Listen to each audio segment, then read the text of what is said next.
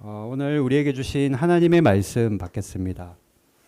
오늘 우리에게 주신 하나님 말씀, 오늘은 갈라디아서 5장입니다.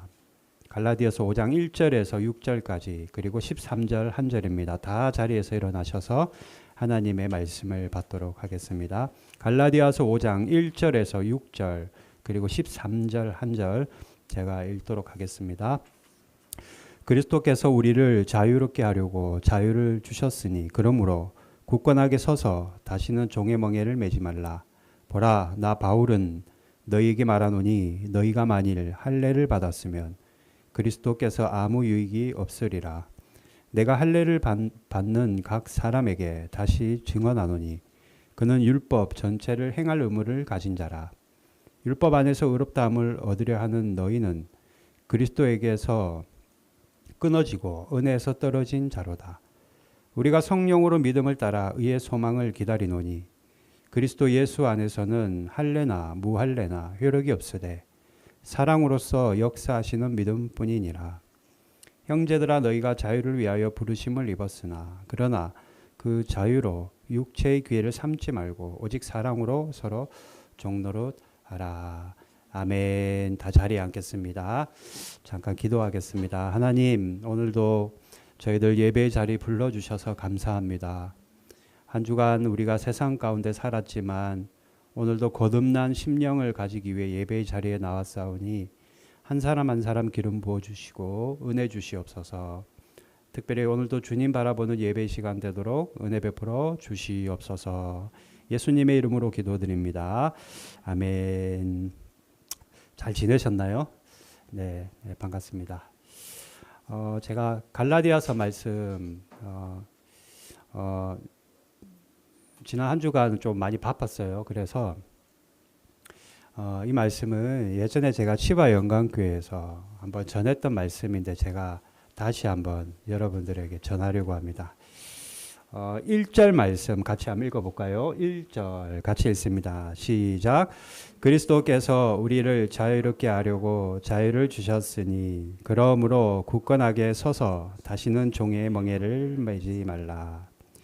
여러분, 갈라디아서는 갈라디아에 있는 교회들에게 보내는 바울의 편지입니다. 그죠? 그런데 큰 타이틀이 있어요. 제목이 뭐냐? 율법의 종이 되지 말라라는 거예요. 그걸 얘기하고 있는 거예요. 여러분, 율법 뭐 다 지킬 수 있습니까? 우리 율법 지키지도 못해요, 실은. 그죠? 10계명도 다 못 지키는데 600가지가 넘는 율법을 어떻게 다 지키겠어요? 율법을 다 지키지도 못할 뿐만 아니라 여러분, 율법은요, 여러분을 구원할 능력이 율법 안에는 없습니다. 율법에는 구원의 능력이 없다라는 거예요. 여러분, 오늘 제가 말하는 걸 잘 들어야지, 안 그러면 오해가 돼요. 이게 잘못하면 2단 3단으로 갈 수도 있어요. 율법에는 구원의 능력이 없다. 그럼 무슨 능력이 있느냐? 율법은 우리 죄를 고발하는 능력만 있습니다. 우리 죄를 고발하는 거예요, 율법이. 봐봐, 너희들은 이렇게 율법도 못 지키잖아. 계명도 못 지키잖아. 이 고발하는 능력만 가지고 있지 우리를 구원할 능력은 없다. 우리가 율법이 우리 죄에 대해 고발의 능력, 즉 그런 기능을 가졌다면은 우리를 죄에서 돌이키고 용서하고 또 구원받을 수 있는 능력은 어디에 있다?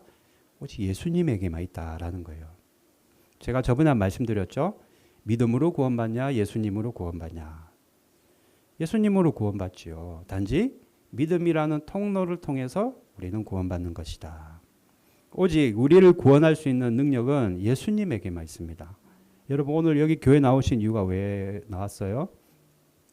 예수님 은혜 받으려고, 예수님 주시는 말씀으로 은혜 받으려고 나왔다라는 거예요. 예전에 제가 한국에서 알고 지내던 목사님이 사역하는 교회에 하루는 주일학교 설교를 해달라고 한 적이 있어요. 그래서 한번 간 적이 있습니다.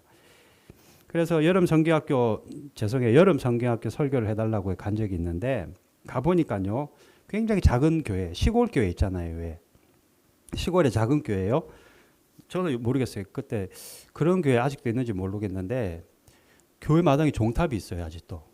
예. 요즘에 좀처럼 잘 보기 힘든데 시골 교회 가면 아직도 그 마당 앞에 보면 종탑이 있거든요. 예전에는 그 종을 치면은 그때 예배를 이제 시작하는 거였잖아요. 그냥 종탑도 있고 한눈에 봐도 오래된 교회 있잖아요. 그런데 무시할 수 없는 교회. 뭔가가 이곳은 기도가 쌓여 있는 교회처럼 보이는 겁니다. 아, 이 참 교회가 오래됐구나. 이 손때가 보니까 참 수많은 사람들이 이곳에서 신앙생활을 했겠구나. 전통이 있네.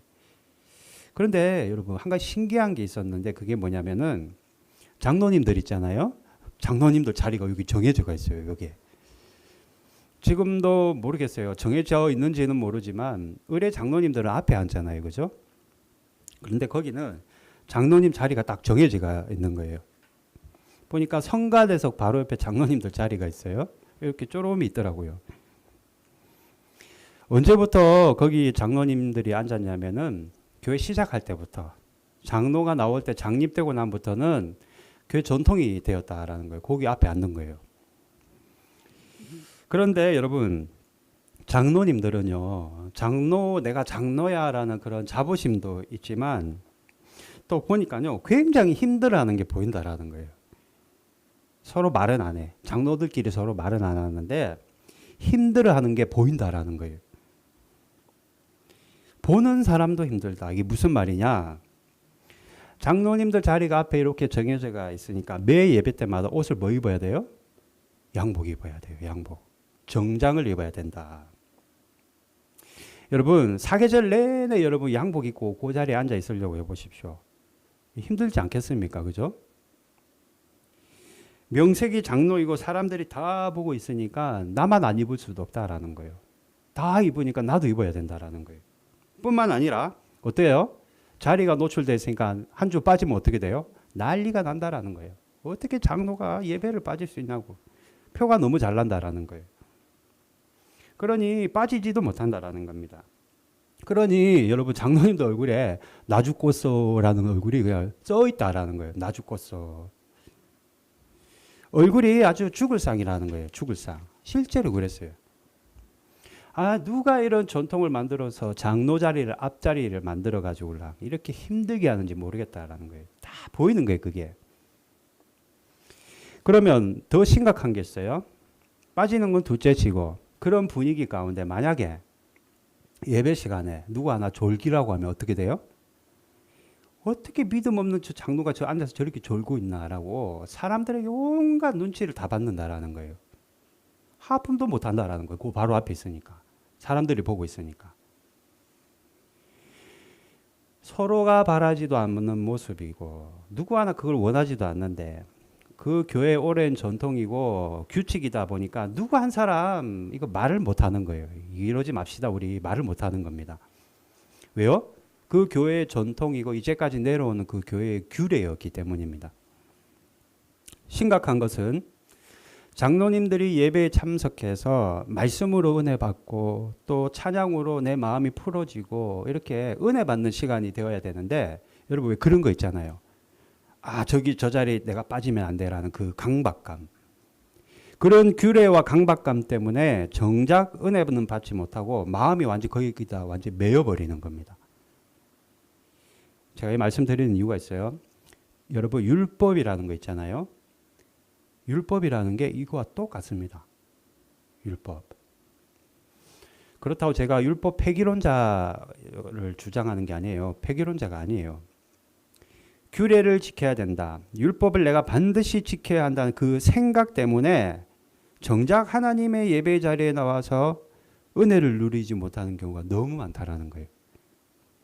잘난 것 하나 없고 용서받을 만한 것 하나도 없는 우리를 용서하시고 구원하시기 위해 예수님이 이 땅에 오셔서 나를 그렇게 죽기까지 사랑했는데 그 은혜를 내가 매 예배 때마다 내가 그걸 누려야 되고 받아야 되고 그것을 가지고 한 주를 또 힘을 내서 살아가야 되는데 그래서 그것이 감사되고 감격이 되고 예배를 통해 감동이 되어야 되는데 그냥 저 자리를 지켜야 된다라는 양복을 입어야 된다는 넥타이를 매야 된다는 그 온갖 규례와 율법 때문에 여러분 정작 받아야 될 은혜를 받지 못하는 사람들이 너무나도 많더라.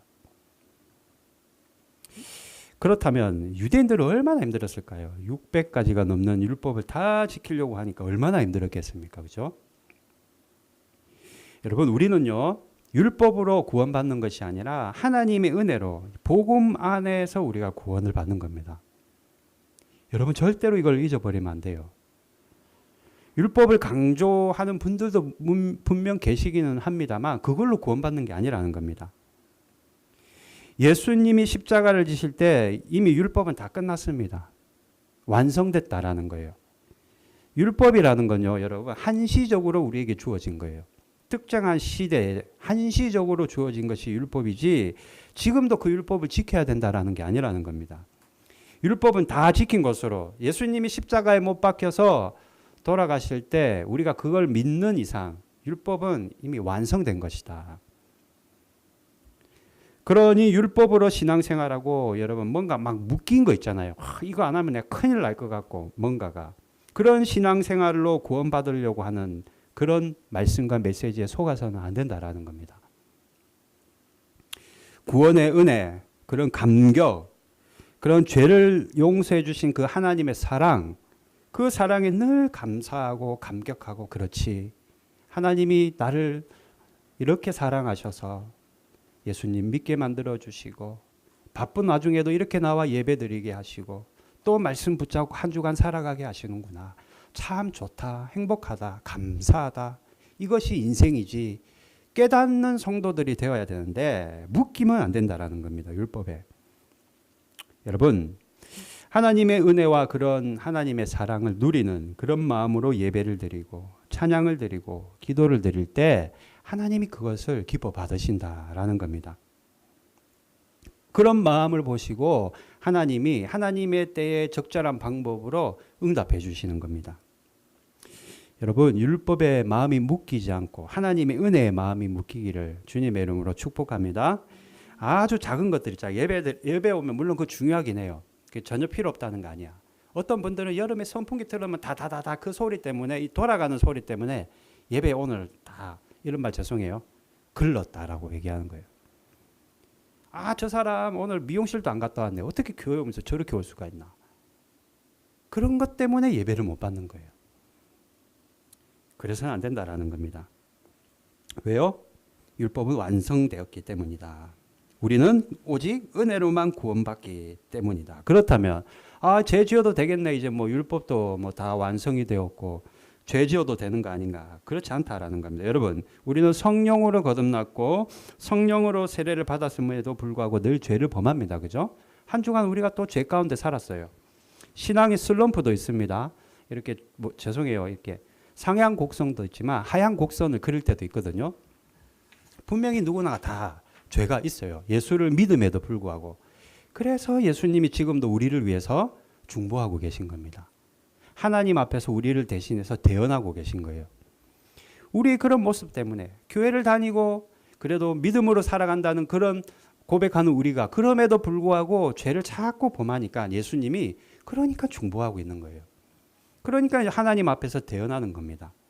예수님이 중보하고 예수님이 저들을 용서해 주십시오 대언할 때 그 예수님의 그 중보와 예수님의 그 간구 때문에 하나님이 우리에게 은혜를 베풀어 주셔서 기회를 주시는 게 뭐예요?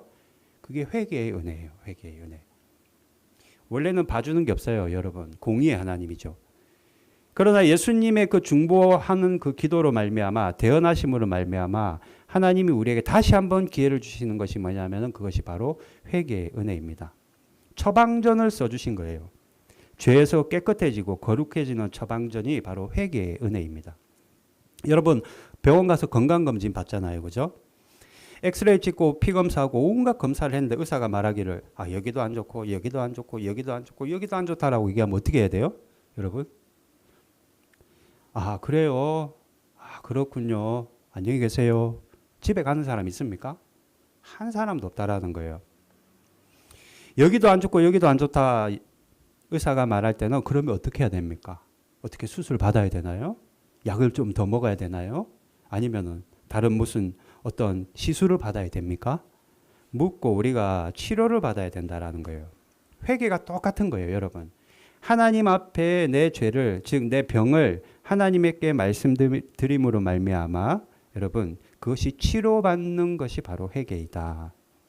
회개가 말씀으로, 즉 말씀과 율법이 우리 몸의 병을 알아내는 기능을 한다면은 회개는 그것을 용서하고 치료하는 기능을 하는 것이다.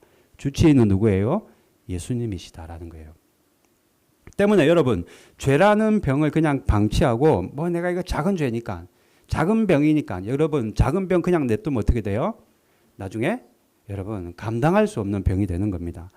죄도 마찬가지예요. 작은 죄니까 뭐 어때? 가만히 놔두면 나중에는 돌이킬 수 없는 큰 죄악이 되고 마는 거예요. 바늘 도둑이 우리 소도둑 된다는 얘기 있잖아요. 여러분 참 이게 맞는 말인 것 같아요. 나중에는 호미로 막을 병을 가래로도 막지 못하는 큰 병이 되고 말기 때문입니다. 요한일서 1장 9절 한번 같이 읽어볼까요? 요한일서 1장 9절 같이 읽습니다. 시작. 만일 우리가 우리 죄를 자백하면 그는 미쁘시고 의로우사 우리 죄를 사하시며 우리를 모든 불의에서 깨끗하게 하실 것이요. 우리가 죄를 자백하면 용서하시겠다. 너희가 죄를 회개하면 깨끗하게 치료해 주겠다라는 하나님의 말씀입니다. 이것이 회개의 은혜입니다. 회개의 은혜. 죄를 범할 수밖에 없는 우리를 하나님은 너무나도 잘 알고 계셔서 회개의 기회를 열어주시는 것, 아픈 곳을 치유해 주는 것이 바로 회개이다. 그런데 어떤 분들은 이렇게 제가 한번 얘기를 하니까 이런 질문을 한 적이 있어요. 어차피 구원받았는데 왜 회개를 해야 되느냐. 우리는 구원받았다면서 굳이 구원받았는데 회개를 또 해야 되느냐. 회개 안 해도 나는 구원받았지 않느냐라고 질문한 분이 계셨어요. 여러분은 어떻게 생각하십니까? 어차피 우리 다 구원받았으니까 회개 안 해도 되는 건가요? 제가 정답을 알려드릴게요. 죄라는 거는요, 여러분 두 가지 결과가 반드시 있습니다. 첫 번째, 누군가가 여러분 우리 죄를 범하면 어떻게? 저 몹쓸 사람, 저 사람 말이야, 저 큰일 나겠네, 저 사람하고. 이걸 뭐라고 해요? 정죄함이라고 하는 거예요. 그죠? 죄 범하면은 누구든지 우리가 정죄를 합니다. 저 사람 말이야, 저 큰일 날 사람이네. 또 한 가지가 더 있어요. 뭐예요? 심판이 있다라는 거예요. 반드시 그 죄에 대한 결과가 있어요. 여러분, 예수님을 믿고 십자가 대속으로 인해 우리는 더 이상 하나님이 우리에게 정죄하지는 않아요. 무슨 말이에요? 저 녀석 저거 내가 그렇게 얘기했는데 저 또 내 말을 안 듣고 저러고 있네라고 하나님이 우리를 정죄는 하지 않는다라는 거예요. 예수님을 믿는 이상은. 그러나 심판, 즉 징계는 남아있는 겁니다. 여러분, 내 마음대로, 그러므로 내 마음대로 살아도 되는가? 그렇지 않아요. 여기서 말하는 이 징계라는 건 벌을 말하는 게 아니에요. 어떤 징계냐면은 고린도서 5장 10절 한번 읽어볼까요? 고린도서 5장 10절 시작. 이는 우리가 다 반드시 그리스도의 심판대 앞에 나타내게 되어 각각 선악간에 그 몸으로 행한 것을 따라 받으려 함이니라. 선악간에 우리가 몸으로 행한 것을 따라서 받는다. 우리가 어떻게 살았느냐에 따라서, 죄를 얼마나 우리가 피하고 살았느냐에 따라서 뭔가를 받는다라는 거예요. 뭘 받아요, 우리가 가면. 계시록에 보면은 믿지 않는 불신자들은 흰 보좌의 심판을 받는다. 예수님을 영접한 우리는 그리스도의 심판대에 서게 된다라고 말합니다. 아예 안 믿는 사람들은, 교회에 들어오지도 않은 사람들은 예수님 앞에 서지도 못한다라는 거예요. 흰 보좌 앞에 서서 심판을 받게 되고, 우리는 예수님의 심판대 앞에 서서 심판을 받게 되는데, 그리스도의 심판대에 선 그들은 그들이 한 일을 기초로 우리가 어떻게 살았는가를 기초로 해서 심판을 받게 되는데, 이 심판을 결과적으로 토대로 해서 천국에서 적절한 지위가 주어진다. 즉 예수님 앞에서 우리가 심판을 받은 그 심판대로 상급이 주어진다라는 겁니다. 이미 구원은 받았지만, 이미 우리가 다 구원받았지만 그거하고는 별개로 상관없이 상급의 심판이 있다. 그 심판에 따라서 우리가 천국에서의 지위와 상이 결정되는 것이다. 구원받는 것은, 믿음으로 구원받는 것은 기정사실이지만 그 후에 우리가 어떻게 살았느냐에 따라서 천국에서의 우리의 지위가 결정되는 것이다. 그러면 다 다르다는 얘기예요. 제 상급과 또 다른 사람의 상급이 다를 수 있다라는 거예요. 천국에서 더 큰 상이 있고 작은 상이 있더라는 거예요. 구원도 그런 구원 있잖아요. 부끄러운 구원. 예수님의 우편에 달린 그 강도와 같이 부끄러운 구원, 마지막에 예수님을 믿고 영접해서 구원은 받았지만은 가장 작은 상급을 누릴 수밖에 없는 구원 받은 자. 때문에 여러분은 하나님 나라에서의 큰 상급과 큰 영광을 위해서는 죄를 품은 채로는 살아가서는 안 된다라는 겁니다. 반드시 회개해야 된다. 우리가 상급이 결정되는 것은 우리가 죄를 얼마나 많이 범했느냐에 따라서 결정되는 것이 아니라 얼마나 죄를 회개하고 용서를 받았느냐에 따라서 천국에서의 내 상급이 결정되는 것이다. 그러니 내가 구원받았다고 죄를 품고 사는 것은 굉장히 어리석은 생각이다라는 거예요. 구원받았지만 언제나 우리는 그 죄를 회개하고 용서받아서 천국 가서도 하나님의 큰 영광과 상급을 받는 그런 성도들이 다 되어야 되기 때문입니다. 부끄러운 구원을 받아서는 안 되잖아요. 그죠?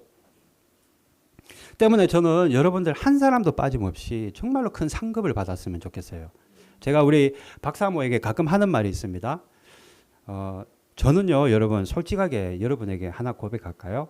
우리 교회가 막 성도들이 막 뭐 물밀듯이 몰려와서 이 자리가 꽉 채워지는 걸 저는 원치 않아요. 여러분. 물론 제가 새벽마다 자리를 돌아다니면서 기도는 해요. 하나님이 다 채워주실 거니까. 근데 제가 바라는 거는 막 성도들이 막 문지방이 닳도록 막 들락거리고 막 여기가 꽉 채워져서 막 다 같이 막 큰 소리로 찬양을 하고 하나님께 영광, 그것도 좋지만 저는 그것보다는 여러분 한 사람 한 사람이 영적으로 부흥했으면 좋겠어요. 진짜 제자가 되고 참 믿음을 가져서 여러분 한 사람이 정말로 사회에 나가서 빛이 되고 소금의 역할을 한다면 그건 정말 성공한 목회인 거죠. 그런데 사람은 많이 모였어. 막 우후죽순 다 모였는데 뭐 예수 믿는 사람 거기 몇 명 되지도 않아. 믿지도 않아. 그거는 실패한 목회죠. 그죠? 여러분. 저는 여러분들이 정말로 큰 상급을 받는 하나님께 그런 참 믿음을 가지기를 간절히 소망합니다. 그러기 위해서는 여러분 회개의 은혜를 마음껏 누려야 된다는 거예요. 은혜니까요. 나에게 주시는 것이니까. 그러나 여러분 우리가 회개라고 다 같은 회개가 아니에요. 믿음도 진짜 믿음이 있고 거짓 믿음이었다. 제가 저번에 말씀드렸는데 참 믿음이 있더라. 여러분 이거 아는 분 기억하시는 분 계실지 모르겠는데 참 믿음에는 반드시 뭐가 있어요? 열매가 있다라는 거예요. 열매가 없는데 내가 참 믿음을 가졌다라고 말할 수 없다라는 겁니다. 그러면 내가 진짜 믿음을 가지고 있는지는 내 삶의 열매를 보면 알 수 있다. 회개도 마찬가지예요. 회개도요. 진짜 참 회개가 있고 거짓 회개가 있더라. 진짜 참 회개는 여러분 참 믿음과 마찬가지로 반드시 열매가 있습니다. 무슨 말이에요? 회개는 내 감정에 여러분 이거 잘 들어보세요. 내 감정에 치우쳐서 눈물 한 방울 찍 흘리고 그냥 기계적으로 입술로 고백하는 게 회개가 아니라는 거예요. 그거는 회개로 받아주시지를 않습니다. 하나님께서. 왜요? 진짜 회개가 아니거든요. 여러분 진짜 회개는 자기 연민, 자기 감정에 빠지는 것이 회개가 아닙니다. 여러분. 물론 회개 가운데 눈물도 주시지만 진짜 회개는 참 믿음, 진짜 믿음과 같이 진짜로 열매가 있어요. 어떤 열매예요? 변화되는 열매가 있다라는 거예요. 돌이킴의 열매가 있다라는 거예요. 하나님, 내가 정말로 죄송합니다. 내가 그 죄를 또 범했네요. 그것을 죽을 때까지 반복한다면 그거는 회개가 아니라는 거예요. 정말로 참 회개를 드리는 자는 내 죄를 직시하고 애통해하며 다시는 내가 이런 죄를 빠지지 않겠어라고 결단하고 똑같은 상황에 노출되었을 때 똑같은 상황에서 죄를 범할 수밖에 없는 상황에 노출되었을 때 예전처럼은 내가 쉽게 그 죄에 빠지지 않더라는 겁니다. 변화된 나의 열매가 있더라는 거예요. 분명히 예전하고는 똑같은 상황에 똑같은 누군가를 만나서 죄에 빠져야 되는데 좀처럼 그 죄에 이제는 빠지지 않게 된다. 물론 빠질 때도 있죠. 10번 중에 5번이 넘어질 때는 있지만 5번은 안 넘어지더라는 거예요. 내 삶이 변화되는 것. 하나님, 예를 들어 제가 하나님, 내일부터 제가 교회 와서 성경을 2시간씩 읽겠습니다. 그러지 못한 것을 하나님 앞에 회개합니다. 그러면 어때요? 매일 지키지는 못하더라도 그것을 지키기 위해 노력하고 애쓰고 지키는 모습들이 반드시 있어야 된다라는 거예요. 거짓말하지 않겠습니다 해놓고 죽을 때까지 거짓말만 한다면 그 회개는 은혜의 회개가 아니라는 겁니다. 그렇다면 내가 이때까지 여러분 하나님 앞에 드렸던 회개들 가운데 내가 얼마나 그 회개로 말미암아 내가 변화되고 그것을 말미암아 변화된 열매를 거듭난 열매를 맺었는가. 회개했음에도 불구하고 똑같은 죄 여전히 반복돼서 똑같은 죄를 짓고 있다면은 참 회개를 했다라고 우리는 말할 수 없다라는 겁니다. 이게 아픈 얘기지만 여러분 사실이고 성경이 이걸 얘기하고 있어요. 정말로 우리가 순종하고 변화되어서 변화되고 나면 순종할 수 있잖아요.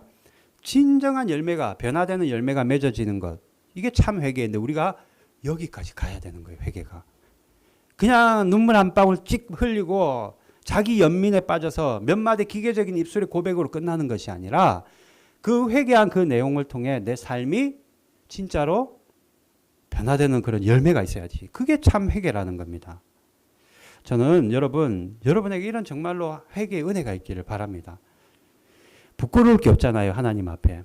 다 알고 계시고 감추려고도 하지 마시고 꾸미려고도 하지 마시고 솔직한 회개로 하나님께 나아가서 내가 이 회개를 통해 내 삶에 변화될 수 있도록 하나님 도와주세요. 기도할 수 있는 여러분 되시기를 바랍니다. 자, 그래서 여러분 우리는 참 믿음과 참 회개로 우리가 구원받는 것이다. 이렇게 우리가 참 믿음과 참 회개로 구원받는 삶을 살아가는 것을 복음 안에서 살아간다 우리가 말하는 겁니다. 복음 안에서 살아가야 되는 거예요. 참 믿음의 열매가 있고 참 회개도 열매가 있듯이 복음 안에도 두 가지 열매가 있습니다. 여러분 예전에 복음을 들지 못했던 때를 한번 생각해 보십시오. 다 지나고 나면 허상, 손에 잡히는 거 하나도 없고 그렇게 나를 사랑한다고 하던 자들이 어때요? 놀 때만 나를 사랑했어. 지나고 보니까. 남아있는 사람 한 사람도 없더라. 여러분 손에 잡히지 않고 영원하지도 않은 것을 추구하며 살아가면 안 된다라는 겁니다. 허상을 쫓아서는 안 된다. 오직 예수님의 자녀로 복음 안에서만 살아가야 된다. 이제부터라도. 예수님이 하신 그 복음의 은혜를 누리면서 살아가야 된다. 그런데 안타까운 것은 여러분 율법과 마찬가지로 복음 안에서 살아간다고 하면 굉장히 힘든 삶을 자꾸 생각해요. 성도들이. 그렇지가 않은데 율법 안에서 살아가는 거 힘들어. 예수 믿는 건 너무 힘들다. 이것도 하지 마라 저것도 하지 마라. 왜 이렇게 힘드냐. 이거 정말 이거 너무 힘들어서 못 해먹겠다. 복음을 몰라서 그래요. 여러분 하나님의 자녀가 되어서 복음 안에서 살아가는 것이 뭔지를 모르니까 그런 겁니다. 바리새인들이 그랬거든요. 늘 여러분 참 진리 되시는 예수님의 복음을 모르니까 힘들 수밖에 없어요. 참 자유가 없다는 거. 와 예수 믿었더니 교회 나갔더니 자유함이 없어. 이것도 해라 저것도 해라 이건 하지 마라 저건 하지 마라. 맨날 말씀 읽어라 기도해라 뭐 교회 나와서 뭐 1시간씩 예배 드려라. 내 자유가 하나도 없다라고 말합니다. 복음 안에서 살아가면은.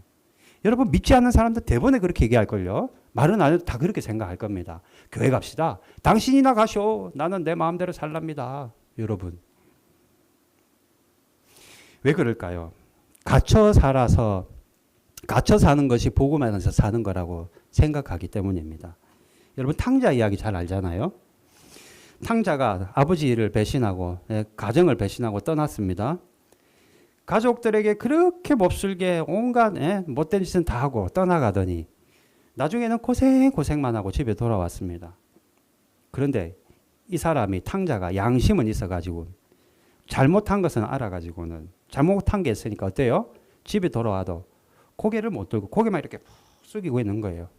자기 잘못은 알아가지고.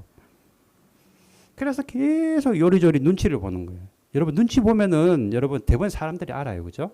자꾸 눈치를 보는 거예요. 면목이 없기 때문입니다. 아버지가 그 돌아온 탕자를 위해서 진수성찬을 차려놓았어요. 그런데 어때요? 자꾸 요리조리 눈치만 보니까 한 가지 반찬만 밥을 먹는 거예요. 진수성찬을 차려놨는데 고기에 탕수육에 온갖 고기에 다 만찬을 차려놨는데 돌아온 탕자는 눈치만 요리조리 보고 미안하고 면목이 없으니까 그 많은 반찬 중에 김치 하나에다가 밥을 먹는 겁니다. 미안해서.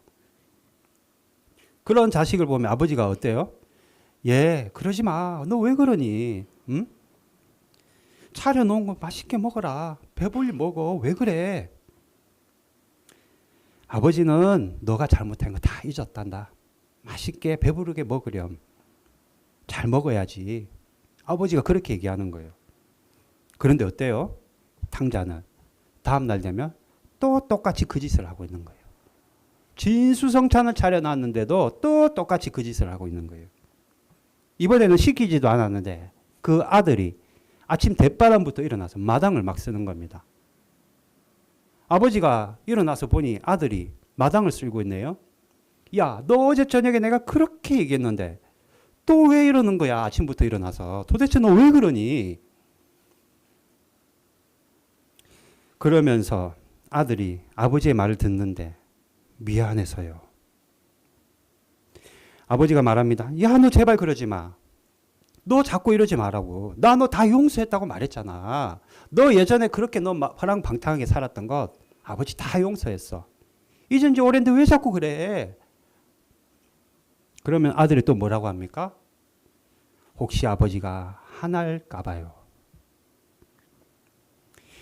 여러분, 이게 복음 안에서 자유를 누리지 못하고 살아가는 성도들의 모습이에요. 이 탕자의 모습이.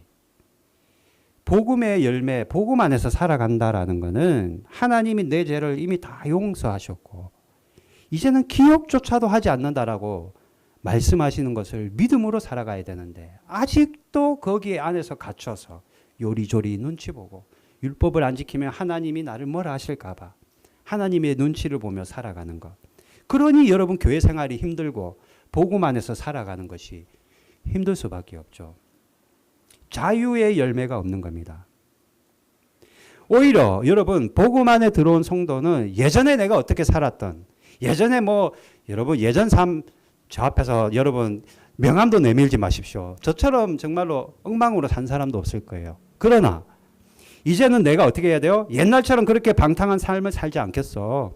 아버지가 기뻐하시는 자식이 되겠어 하고 결단하고 그저 죽어가는 죽상에서는 이제는 기뻐하는 모습으로 마당도 쓸고 감사하는 마음으로 설거지도 하고 행복한 마음으로 잔디를 깎으며 살아가는 것.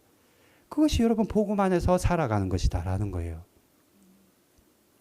똑같은 사람이 똑같은 마당을 쓸고 있는데 복음 안에 있으면 기쁘고 감사가 되기 때문입니다.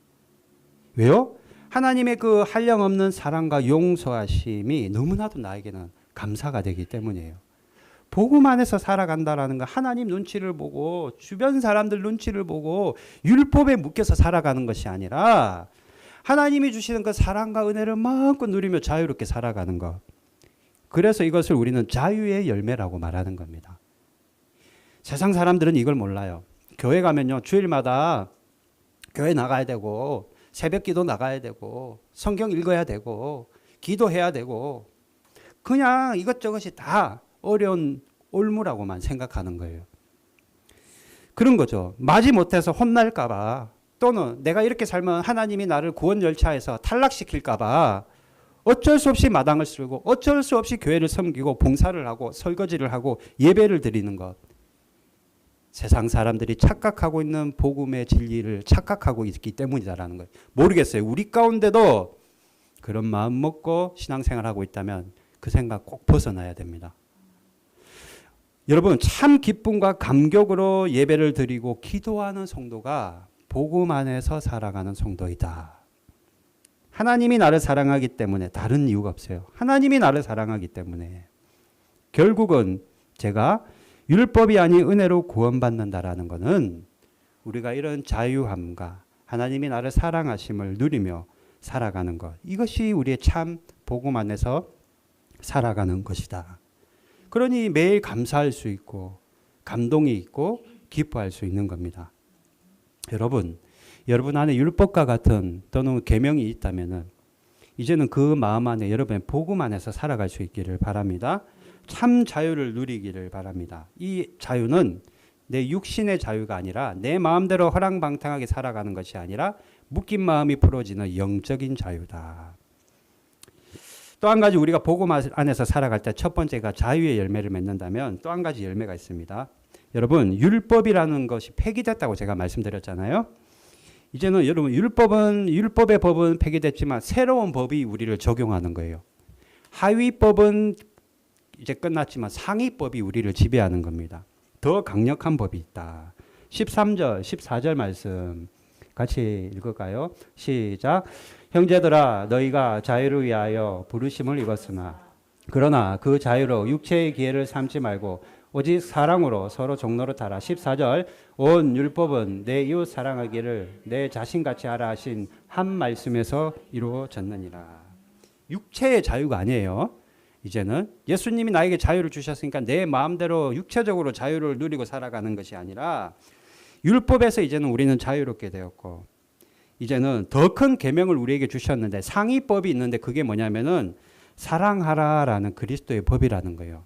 사랑하라. 율법은 이제는 완성됐지만 새로운 계명을 우리에게 상위법을 주셨는데 그게 바로 사랑의 법이다라는 겁니다. 그리스도의 법, 사랑의 법. 여러분 요한복음 15장 12절 한번 볼까요? 시작. 내 계명은 곧 내가 너희를 사랑한 것 같이 너희도 사랑하라 하는 이것이니라. 새로운 계명을 주셨는데 그게 뭐예요? 사랑한 것 같이 너희도 서로 사랑하라라는 거예요. 이것을 율법이 완성되었다. 로마서 13장 10절에서 말하고 있는 겁니다. 사랑은 율법의 완성이다. 한 가지 예를 들어볼까요? 노총각이 있습니다. 노총각. 그죠? 장가가지 않은 노총각이 있는데 그 노총각 집에 여자 종이 들어왔어. 종이. 여자 종이. 그러면 이제 총각은 뭐가 되냐면은 고용주가 되는 겁니다. 그죠? 그러면은 여종은 뭐가 돼요? 고용인이 되는 거예요. 이 노총각은 그 여종을 집에 들이는 순간 고용주가 되고 이 여종은 고용인이 되는 겁니다. 여러분 고용주는요 고용인에게 뭘 줘야 돼요? 따박따박 월급을 줘야 돼요. 그리고 보너스를 줘야 돼요. 그죠? 그것이 아니에요. 그것뿐만 아니에요. 휴식 시간을 잘 지켜줘야 돼요. 이 여종에게. 점심시간에 밥 줘야 됩니까? 안 줘야 됩니까? 밥 줘야죠. 그러면은 출퇴근 시간도 잘 지켜줘야 돼요. 여종이 아침 9시부터 저녁 6시까지 일하는 이 출퇴근 시간도 잘 지켜줘야 돼요. 이 총각은, 고용주는. 이거 입으로 립서비스 한다고 지켜지는 겁니까? 아니에요. 고용계약서라는 걸 적어야 됩니다. 그죠? 이 순간부터는 여기 고용계약서를 양방이 합의하 이걸 쓰는 그 순간부터는 이 규칙을 이제 다 지켜야 돼요. 점심시간 1시간을 보장하고 보너스를 주고 매달 첫 주에 월급을 주고 이것들을 다 지켜야 돼요. 요거 깨뜨리면 이제 고용이 이제 깨지는 겁니다. 그죠? 이제 여종은 이제까지는 이런 규칙에 얽매이지 않았는데 이제는 이 고용주 밑에 있으면서는 어떤 법에 이제는 적용을 받아요? 예? 근로계약, 고용계약서에 이제 법에 이제 적용을 받아요. 내 마음대로 밖에서 살 때는 상관없어. 내 마음대로 살아가지만 이제는 일을 시작하면은 법에 적용을 받는 겁니다. 고용계약서, 이 고용법에. 어떻게 해야 돼요? 이제는 계약서대로 써진 대로 점심시간 1시간 지켜야 되는데 2시간, 3시간 어디 놀러가고 뒤늦게 와서 일하고 이러면 어떻게 됩니까? 이제는 깨지는 거예요. 해고되고 심지어는 손해배상까지 해야 되는 겁니다. 그게 고용계약이에요. 대신 이 총각은 고용주는 혜택을 다 줘야죠. 고용계약서에 적혀 있는 대로. 자, 그런데 이제 이런 새로운 법을 적용받게 되었는데, 그죠? 그만 총각하고 여종하고 눈이 맞아버렸네? 여러분, 눈이 맞아버렸어. 사랑에 빠진 겁니다. 그래서 여러분, 사랑에 빠지니까 결혼하고 부부가 되어서 애를 낳았어요. 그러면 이제부터 이 고용주와 이 여종은 고용주와 고용인의 관계가 아니에요. 그죠? 아니에요. 이제는 그 관계는 이제는 파괴됐고 이제는 사랑하는 부부 사이가 된 겁니다. 부부의 관계가 된 거예요. 아, 고용이라는 법에 적용받고 있다가 서로 사랑해서 결혼하고 나니까 이제는 그 법에 적용받는 것이 아니라 사랑이라는 부부 관계의 법이 적용받는구나. 이젠 종이 아니에요. 그녀는. 종이 아니라니까요. 왜? 고용법 아래에 있지 않기 때문입니다. 그녀는 남편을 사랑하게 되고 그 남편이 너무 사랑스러워. 너무 좋아. 너무 사랑스러워서 여종으로 있을 때보다 더 음식을 막 맛깔나게 하고 양념을 넣고 그냥 뭐 맞는지 모르겠습니다만 어쨌든 간에 최선을 다해서 요리를 해서 남편을 대접하는 거예요. 물론 여종 때도 주인을 위해서 음식을 준비했지만 아궁이에 앉아서 라면을 끓이고 짜장면을 만들었겠지만 이제는 남편을 위해서 그때 여종으로 있을 때보다 더 정성을 들여서 사랑을 담아서 남편을 위해서 음식을 준비하는 겁니다. 오히려 남편을 더 사랑하기 때문에 어떻게 하면 남편이 더 기쁠까? 오히려 남편을 더 기쁘게 하려고 시간을 투자하고 노력하는 거예요. 여종으로 있을 때는 시간 되면 땡 하면 그냥 퇴근하고 말았지만 이제는 그게 아니라는 겁니다. 요리를 다 마친 아내는 더 이상 이제 하라는 일을 다 했구나. 시간이 끝났으니까 나는 자유다. 퇴근해야지 하고 퇴근하지 않는다라는 거예요. 예전처럼. 왜요? 남편을 사랑하기 때문에. 제가 왜 이 말씀을 드리느냐?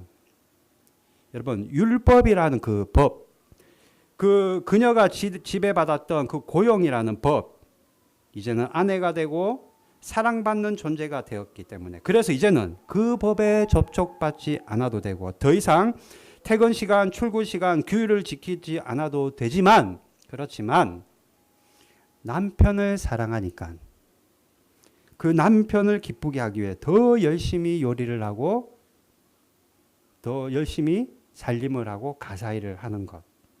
그래서 남편을 기쁘시게 섬기는 것. 여러분, 이것이 복음 안에 거하는 성도들의 마음가짐이 되어야 된다라는 겁니다.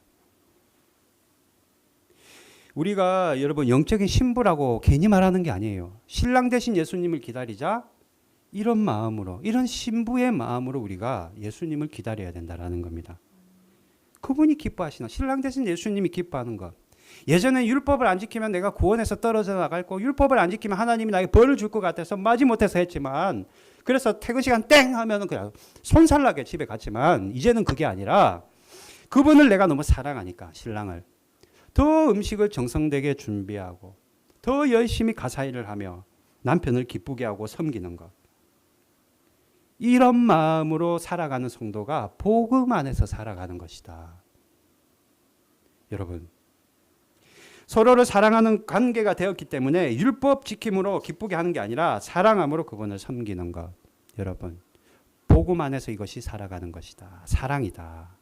그러니 복음 안에서 살아간다는 건 첫 번째가 내가 영적인 자유를 누리는 것이고, 두 번째는 사랑의 자유를 누리는 것이다. 사랑의 열매를 맺는 것이다. 말씀을 정리합니다. 하나님을 사랑하고 내 이웃을 내 몸과 같이 사랑하면 여러분 간음해라고 해도 행하지 않습니다. 그죠? 살인하지도 않을 것이며 도덕질을 하지도 않을 겁니다.